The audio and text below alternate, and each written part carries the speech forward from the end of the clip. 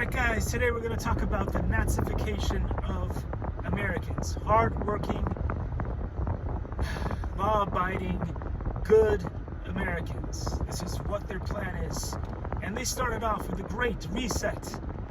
And then it turned into the replacement agenda, whatever that is, which they've obviously called a racial issue, but it's not. It's basically they're going after all the hard-working Americans. At the light, turn right onto Talbot Avenue. Any kind of love for their country, for their constitution, for just staying in their lane, working hard and doing their thing. Owning land, having guns, whatever it is. Anything that is a God-given right when you actually have a American passport, whether you're, when you're born on this land. That's the target audience. Those are the people that they want to get rid of. So when they said the Great Reset, the Great Reset wasn't what they thought, what we thought it was going to be. They said, you will own nothing and be happy. But who was the you they were talking about? Well, it wasn't you and me. It was the illegals. That is the danger that we're facing today, is that it started off with just give the illegals universal basic income. Then it continued on to free healthcare. Then it was temporary places to stay. And now, should you go off, let's say, become an expatriate, if you decide to go live somewhere else for a little while, or you go on vacation, they plan to give the illegals your home. So what do you think is going to happen next? Even the hardest, the nicest, hardworking Americans are going to lose their mind. And they're going to turn into Nazis. Or they're going to start doing what they did in the tribes back in the day. If you suddenly come home to your own house and you find somebody in there, you're probably going to shoot them or cut them up and stick their head on a pike and then put that in the front of the yard to make sure that nobody else is going to squat in your home. So I mean, this is bad, guys. This is bad. This is worse than AI, the threat of AI. Of course, we have a threat of AI, and this is all legal. I mean, we've seen this on the news. In half a mile, keep right to merge onto I-405 south towards San Diego. Maybe just coming back from a vacation, as I said before. Maybe they're expats. They're living in a different country. They come back to their own home and they find people living in there. Somebody just broke in and took over their house.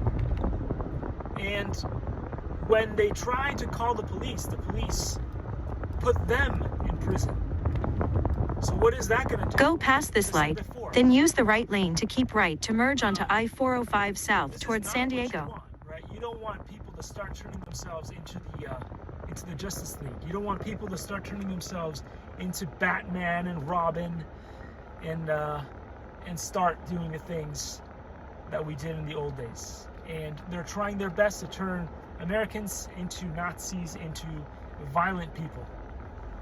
And they're going to succeed. They're going to succeed because if you take away people's money, you take away their dignity, you take away everything, including their home that they spent, many years earning, and their land,